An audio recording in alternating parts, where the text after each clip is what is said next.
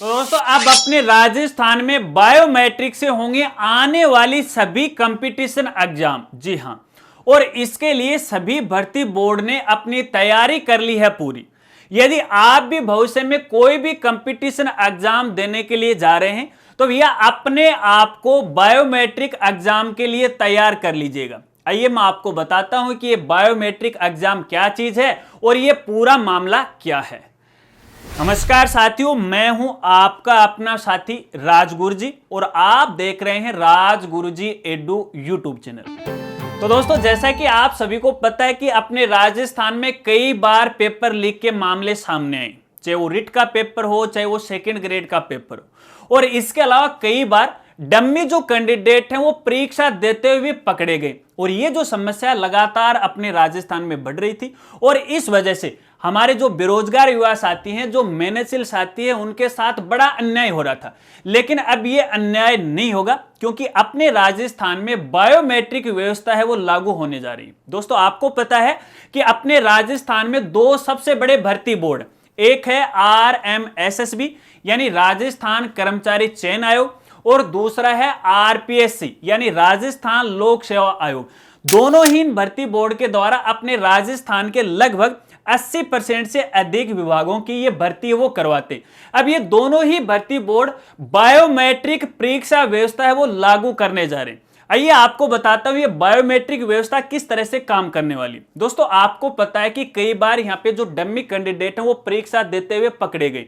अगर ये बायोमेट्रिक व्यवस्था लागू हो जाती है तो इस प्रकार के जो डम्मी कैंडिडेट हैं वो एग्जाम सेंटर में ही नहीं बैठ पाएंगे। क्या होगा, जब भी कोई कैंडिडेट एग्जाम सेंटर में एग्जाम देने के लिए जाएगा तो सबसे पहले उसका फेस वेरिफिकेशन और उसके बाद उसका बायोमेट्रिक वेरिफिकेशन किया जाएगा। यदि उसका बायोमेट्रिक वेरिफिकेशन सक्सेसफुली हो जाता तो ही वो एग्जाम सेंटर में है बैठ सकता है यानी एग्जाम है वो दे सकता है। अब ये देखिए, आपका जो फेस वेरिफिकेशन है, बायोमेट्रिक वेरिफिकेशन है, वो आपके आधार कार्ड से लिंक होगा क्योंकि अपने आधार कार्ड में अपने सभी फिंगर भी अटैच रहते हैं, अपना चेहरा भी होता है, अपनी आंखें भी होती हैं। तो उसी से यानी आधार कार्ड से ही आपका बायोमेट्रिक है उसका वेरिफिकेशन होने वाला है। अब जैसे ही अपने राजस्थान में ये व्यवस्था लागू हो जाएगी तो देखिएगा भविष्य के अंदर किसी भी भर्ती के आवेदन फॉर्म भरवाए जाएंगे तो उसमें आधार नंबर वो कंपलसरी कर दिया जाएगा। अब तक क्या होता था कि आप बगैर आधार नंबर के भी अपना आवेदन फॉर्म भर सकते थे, लेकिन अब से आगे आप आवेदन फॉर्म नहीं भर पाओगे क्योंकि जब बायोमेट्रिक वेरिफिकेशन हो रहा है आपके आधार कार्ड के साथ लिंक हो रहा है, इसलिए आपके आधार नंबर जरूरी है। इसलिए सभी साथियों को मैं कहना चाहूंगा, यदि आपने अभी तक अपना आधार कार्ड अपडेट नहीं करवाया है तो समस्या से बचने के लिए आपको अपना आधार कार्ड अपडेट करवाना चाहिए। क्योंकि थोड़े दिन पहले यहां पे देखिए आधार अथॉरिटी का एक आदेश आया था कि सभी भारतीय नागरिकों को अपना आधार कार्ड है वो अपडेट करवाना जरूरी है यदि आधार को अपडेट हुए 10 साल का समय हो चुका है।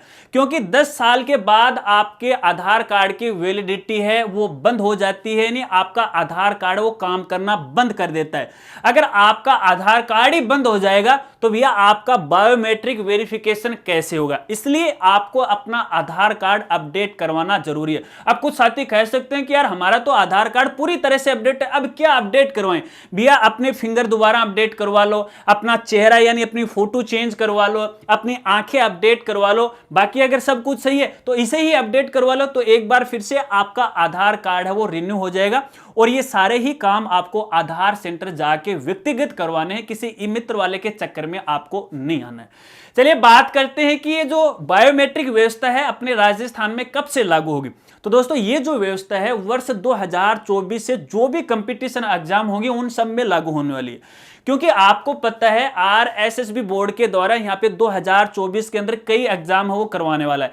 जैसे एक तो पशु परिचर की परीक्षा है वो भी होने वाली है, इसके अलावा ANM GNM नर्सिंग भर्ती चल रही है वो भी होने वाली है, सूचना सहायक की भर्ती है वो भी होने वाली है। और इधर यदि हम RPSC की बात करें तो RPSC के द्वारा भी देखिए शिक्षा विभाग के फर्स्ट ग्रेड सेकंड ग्रेड टीचरों की भर्ती है वो आने वाले समय में करवाने वाला, कुछ तो अभी हो चुके हैं और अलग अलग डिपार्टमेंट की ये भर्ती करवाने वाले हैं जिसका एग्जाम कैलेंडर RPSC और RSSB बोर्ड दोनों के द्वारा काफी समय पहले वो जारी कर दिया। तो मैं सीधा सीधा आपको यहाँ पे कहना चाहूंगा कि वर्ष 2024 के अंदर कोई भी कंपटीशन एग्जाम होने वाली है तो ये व्यवस्था वो लागू हो जाएगी। और यहां पे देखिए आरएसएसबी ने तो अपनी पूरी तैयारी है वो कर ली है, यानी वो पूरी तरह से तैयार है। रही बात यहां पे आरपीसी की, तो आरपीसी है इसके पीछे अभी वर्क कर रहा है, इनका ये जो कार्य है इन प्रोग्रेस में। इसके लिए आरपीसी है वो अपने सेंटर सूचना सहायक प्रौद्योगिकी है उनके साथ वो सलाह मशुरा कर रहा है कि किस तरह से है इस प्रकार की समस्या से बचा जा सकता है, किस तरह से ये व्यवस्था वो लागू की जा सकती है।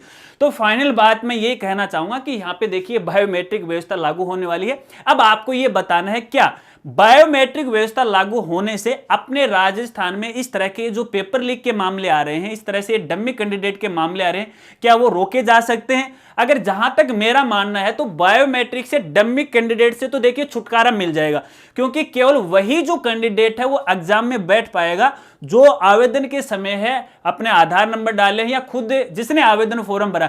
और शायद जहां तक मुझे लग रहा है कि जब आप ऑनलाइन आवेदन फॉर्म भरोगे उस समय भी आपके बायोमेट्रिक है वो लिए जाएंगे आवेदन के समय भी। अब तक तो क्या होता था कि अपनी एसएसओ आईडी से डायरेक्ट फॉर्म भर देते थे, किसी से भी भरवा सकते थे, फोन कर देते कि भैया मेरा आवेदन फॉर्म भरो। लेकिन अब ये व्यवस्था जैसे लागू हो जाएगी ना तो भैया खुद कैंडिडेट को अंगूठा लगाना पड़ेगा, तब आप अपना आवेदन फॉर्म है वो भर पाओगे।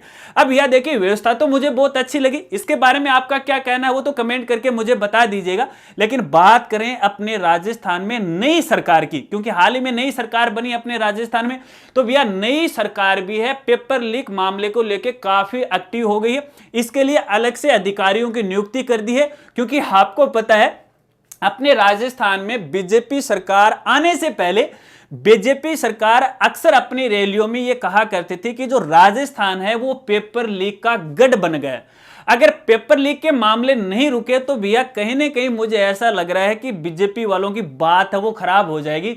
तो ऐसे में बीजेपी खुद चाहेगी कि इस तरह के मामले हैं वो भविष्य में नहीं है, इसके लिए वो कठोर कानून और कठोर कदम है वो उठाने उसने शुरू कर दिए हैं, क्योंकि नए नए अधिकारियों की कमेटी बनाना है वो भी यहां पे राजस्थान सरकार ने शुरू कर दिए। और यहां पे अपने माननीय जो सीएम महोदय हैं भजनलाल शर्मा जी, उन्होंने तो भैया अपने सचिवालय के अंदर है, इधर शिक्षा निदेशालय के अंदर है भैया इतना फेरबदल है करना शुरू कर दिया कि हर जगह हड़कंप वो मची हुई है, सबके पसीने वो छूट गए। अब इस तरह से नई सरकार के द्वारा ये जो परिवर्तन किए जा रहे हैं उसके बारे में आपका क्या कहना है कमेंट करके मुझे जरूर बताइएगा। और ये बायोमेट्रिक व्यवस्था आपको कैसी लगी इसको लेके तो जरूर कमेंट कीजिएगा। अगर वीडियो जानकारी आपको अच्छी लगी हो तो वीडियो को लाइक कीजिएगा और अपने दोस्तों के साथ वो जरूर शेयर कीजिएगा। अगर आपको इसी प्रकार की नई नई अपडेट की जानकारी लेते रहना है तो मेरे साथ वो आप जुड़े रहेगा। मिलते हैं फ्रेंड्स अगली एक नई वीडियो के साथ, तब तक के लिए जय हिंद जय भारत।